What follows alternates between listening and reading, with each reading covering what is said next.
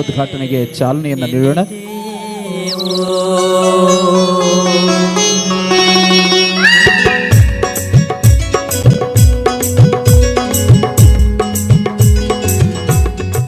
ಚಿಕ್ಕಬಳ್ಳಾಪುರದ ನಗರದ ಕನ್ನಡ ಭವನದಲ್ಲಿ ಉಸಿರಿಗಾಗಿ ಹಸಿರು ಸಂಸ್ಥೆಯ ದಶಮಾನೋತ್ಸವ ಕಾರ್ಯಕ್ರಮ ಬಹಳ ಅದ್ಧೂರಿಯಾಗಿ ನೆರವೇರಿತು. ಕಾರ್ಯಕ್ರಮವನ್ನು ಡಾಕ್ಟರ್ ಮನಮೋಹನ್ ಸಿಂಗ್ ಬೆಂಗಳೂರು ನಗರ ವಿಶ್ವವಿದ್ಯಾಲಯದ ಕುಲಪತಿಗಳಾದ ಪ್ರೊಫೆಸರ್ ರಮೇಶ್ ಬಿ, ಖ್ಯಾತ ಚಿತ್ರನಟರು ಮತ್ತು ಸಾವಯವ ಕೃಷಿಕರು ಕಿಶೋರ್ ಕುಮಾರ್, ಶಾಶ್ವತ ನೀರಾವರಿ ಹೋರಾಟ ಸಮಿತಿಯ ಅಧ್ಯಕ್ಷರಾದ ಆರ್ ಆಂಜನೇಯ ರೆಡ್ಡಿ ಸೇರಿದಂತೆ ವಿವಿಧ ಗಣ್ಯರು ಉದ್ಘಾಟಿಸಿದರು. ನಂತರ ಪ್ರೊಫೆಸರ್ ರಮೇಶ್ ರವರು ಮಾತನಾಡಿ ಪರಿಸರ ಜಾಗೃತಿ ಬಗ್ಗೆ ತಿಳಿಸಿದರು ಹಾಗೂ ಉಸಿರಿಗಾಗಿ ಹಸಿರು ಸಂಸ್ಥೆಯ ಸಾಧನೆಯನ್ನು ಶ್ಲಾಘಿಸಿದರು. ಇನ್ನು ನಟ ಕಿಶೋರ್ ಮಾತನಾಡಿ ವಿದ್ಯಾರ್ಥಿಗಳಿಗೆ ಪರಿಸರವನ್ನು ಕಾಪಾಡಿಕೊಳ್ಳುವುದು ಎಷ್ಟು ಮುಖ್ಯ ಎಂಬುದರ ಬಗ್ಗೆ ವಿದ್ಯಾರ್ಥಿಗಳಿಗೆ ಅರ್ಥಪೂರ್ಣವಾಗಿ ತಿಳಿಸಿದರು. ಸೊ ನಿಮಗೋಸ್ಕರ ಆಗ್ತಾ ಇರೋದು ಕೆಲಸ ನಮ್ಮ ಮುಂದಿನ ಪೀಳಿಗೆಗೆ, ನಮ್ಮ ಹಿಂದಿನ ಪೀಳಿಗೆ ಕೂಡ ಅಂದರೆ ನಮ್ಮ ಅಪ್ಪ ಅಮ್ಮದಿರೆಲ್ಲರೂ ಒಂದು ಮಟ್ಟಿಗೆ ನಮ್ಮ ಥರ ಎಲ್ಲ ಅಂದರೆ ಇಷ್ಟೊಂದೆಲ್ಲ ಅಬ್ಯೂಸ್ ಮಾಡಿರಲಿಲ್ಲ, ಪ್ರಕೃತಿನ ಪರಿಸರನ ಇಷ್ಟೊಂದೆಲ್ಲ ಹಾಳು ಮಾಡಿರಲಿಲ್ಲ, ತುಂಬ ಒಳ್ಳೆ ಪರಿಸರ ಕೊಟ್ಟರು. ಹಾಗಾಗಿ ನಾವೆಲ್ಲ ಆರೋಗ್ಯವಾಗಿ ಇವತ್ತು ನಿಮ್ಮ ಮುಂದೆ ನಿಂತಿದ್ದೀವಿ. ಆದರೆ ನಾವು ನಮ್ಮ ಜನ್ರೇಷನಲ್ಲಿ ನಡೆದ ಒಂದಷ್ಟು ಆವಿಷ್ಕಾರಗಳು, ನಮ್ಮ ಬದುಕಿನ ವೇಗ, ಇದರಲ್ಲಿ ನಿಮಗೆ ಸೇರಬೇಕಾದ ಸಂಪತ್ತನ್ನು ನಾವು ಹಾಳು ಮಾಡಿದ್ದೀವಿ. ಕೆಲವೆಲ್ಲ ನಮಗೂ ಸರಿಯಾಗಿ ಹೇಳ್ಕೊಟ್ಟಿರಲಿಲ್ಲ, ಹೆಂಗೆ ಮಳೆಯ ಸೈಕಲ್ ಹೆಂಗೆ ಅಂತ. ಕಾಡಿರುತ್ತೆ, ಬೆಟ್ಟ ಇದ್ದರೆ ಮೋಡಗಳನ್ನ ತಡೆಯುತ್ತೆ, ಮಳೆ ಬಂದುಬಿಡುತ್ತೆ, ಮಳೆ ಬಂದರೆ ನೀರು ಸಿಕ್ಬಿಡುತ್ತೆ ಅಂತ. ಆದರೆ ಮಳೆ ಬಂದಾಗ ನೀರು ಸಿಗೋದು ಮಳೆಯಿಂದ, ಮಳೆ ಇಲ್ಲದೇ ಇದ್ದಾಗ ಎಲ್ಲಿಂದ ಸಿಗುತ್ತೆ? ನಮಗಿರೋ ಸಮಸ್ಯೆ, ಭಾರತಕ್ಕಿರೋ ಮುಖ್ಯ ಸಮಸ್ಯೆ ಇವಾಗ ಗೊತ್ತಿಲ್ಲ ನಿಮ್ಗೆ ಎಷ್ಟು ಜನ ಮಕ್ಕಳಿಗೆ ಅವೆಲ್ಲ ಅರಿವಿರುತ್ತೆ ಅಂತ. ಟ್ಯಾಕ್ಸ್ ಹಾಕೋ ಜೋರು ಕೆಲಸ ನಡೀತದೆ ಅಮೆರಿಕ ಕಡೆಯಿಂದ.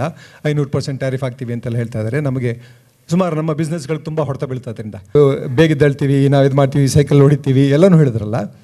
ಈ ಥರ ನೀವು ಮಾಡೋ ಒಂದೊಂದು ಕೆಲಸದಲ್ಲೂ ಅದನ್ನು ಯೋಚನೆ ಮಾಡಿ, ಇದರಿಂದ ನಮ್ಮ ಪರಿಸರಕ್ಕೆ ಏನಾಗತ್ತೆ, ಅದನ್ನು ಹಾಳು ಮಾಡಲಿಲ್ಲ ಅಂದರೆ ಆ ಸಂಪನ್ಮೂಲ ಇನ್ನೂ ಎಷ್ಟು ಜನಕ್ಕೆ ಉಪಯೋಗಕ್ಕೆ ಬರುತ್ತೆ ಅಂತ. ಇವು ಆಹಾರ ಅಂತ ತೊಗೊಂಡ್ರೆ, ನೀವು ಆಹಾರ ಅಂತ ಹೇಳಿದ್ರಲ್ಲ, ಎಷ್ಟು ಬಡತನ ಇದೆ ನಮ್ಮ ದೇಶದಲ್ಲಿ.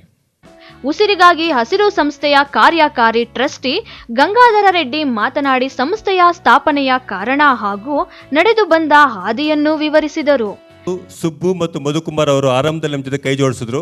ಆ 4 ಜನ ಪ್ರಶ್ನಾರ್ಥಿಗಳ ಕಟ್ಟಿಕೊಂಡು ಇವತ್ತು ಬೆಳೆಸಿರುವ ತಂಡ ಸುಮಾರು ಸಾವಿರಾರು ಜನ ವಿದ್ಯಾರ್ಥಿಗಳು, ಸ್ವಯಂ ಸೇವಕರು, NSS ವಾಲಂಟಿಯರ್ಸು, ಮಕ್ಕಳು ನಮ್ಮ ಜೊತೆ ಕೈ ಜೋಡಿಸಿ ಹಸಿರನ್ನು ಪಸರಿಸುವಂಥ ಕಾರ್ಯಕ್ರಮದಲ್ಲಿ ನಿರತರಾಗಿದ್ದಾರೆ. ಇದಕ್ಕೆಲ್ಲ ಕಾರಣ ಒಂದೇ, ಯುವಕರಲ್ಲಿರುವಂಥ ಇಚ್ಛಾಶಕ್ತಿಯನ್ನು ಬಡಿದೆಬ್ಬಿಸಿದ ಫಲ ಅಷ್ಟೆ. ಆ ಬಡಿದೆಬ್ಬಿಸುವಂಥ ನಿಟ್ಟಿನಲ್ಲಿ ನಾವು ಪಟ್ಟ ಶ್ರಮ, ಸಮಾಜ ಕಾರ್ಯವನ್ನು ಅಧ್ಯಯನ ಮಾಡುವಂತಹ ವಿದ್ಯಾರ್ಥಿಗಳಿಗೆ ಸಮಾಜ ಕಾರ್ಯದ ವಿವಿಧ ವಿಧಾನಗಳನ್ನು ಯಾವ ರೀತಿ ಅಪ್ಲಿಕೇಶನ್ ಮಾಡ್ಬೋದು ಅನ್ನೋದನ್ನು ಸೂಕ್ತವಾಗಿ ಮಾರ್ಗದರ್ಶನ ಕೊಟ್ಟಿರುವಂಥ ಪ್ರತಿಫಲದಿಂದ ಇವತ್ತು ಇಡೀ ಚಿಕ್ಕಬಳ್ಳಾಪುರ ಜಿಲ್ಲೆಯ 100 ವಸತಿ ಶಾಲೆಗಳು ಮತ್ತು 100 ಸರ್ಕಾರಿ ಶಾಲೆಗಳು ಹಸಿರು ಶಾಲೆಗಳಾಗಿ ಮಾರ್ಪಟ್ಟಿದೆ. ಅದರೆಲ್ಲರಿಂದ ಯುವ ಜನರ ಇಚ್ಛಾಶಕ್ತಿ ಇದೆ. ಆ ಇಚ್ಛಾಶಕ್ತಿಗೆ ನಂದೊಂದು ದೊಡ್ಡ ಸಲಾಂ ಕೊಡ್ತಾ ಇದ್ದೀನಿ. ಇದೇ ವೇದಿಕೆಯಲ್ಲಿ ಹಸಿರು ಹಾದಿ ಎಂಬ ಪುಸ್ತಕವನ್ನು ಲೋಕಾರ್ಪಣೆಗೊಳಿಸಲಾಯಿತು. ಹಸಿರುಗಾಗಿ ಉಸಿರು ಸಂಸ್ಥೆಗಾಗಿ ದುಡಿದ ಸ್ವಯಂ ಸೇವಕರನ್ನು ಇದೇ ಸಂದರ್ಭದಲ್ಲಿ ಸನ್ಮಾನಿಸಲಾಯಿತು. ಇನ್ನು ವಿದ್ಯಾರ್ಥಿಗಳಿಗೆ ಪ್ರಶಸ್ತಿ ಪತ್ರವನ್ನು ವಿತರಿಸಿದರು. ಸಾಂಸ್ಕೃತಿಕ ಕಾರ್ಯಕ್ರಮಗಳು ಗಮನ ಸೆಳೆದವು. ಈ ಸಂದರ್ಭದಲ್ಲಿ ಬೆಂಗಳೂರು ಉತ್ತರ ವಿಶ್ವವಿದ್ಯಾಲಯದ ಕುಲಸಚಿವರಾದ ಲೋಕನಾಥ್, ಸಂಸ್ಥೆಯ ಕಾರ್ಯದರ್ಶಿ ವೆಂಕಟರೆಡ್ಡಿ, CL ಪ್ರೊಫೆಸರ್ ನವೀನ್ ಕುಮಾರ್ ಸೇರಿದಂತೆ ಮತ್ತಿತರರು ಉಪಸ್ಥಿತರಿದ್ದರು. ಕ್ಯಾಮರಾಮನ್ ಪ್ರವೀಣ್ ಜೊತೆ Lakshminarayan, MMTV news bureau, Chikkaballapur.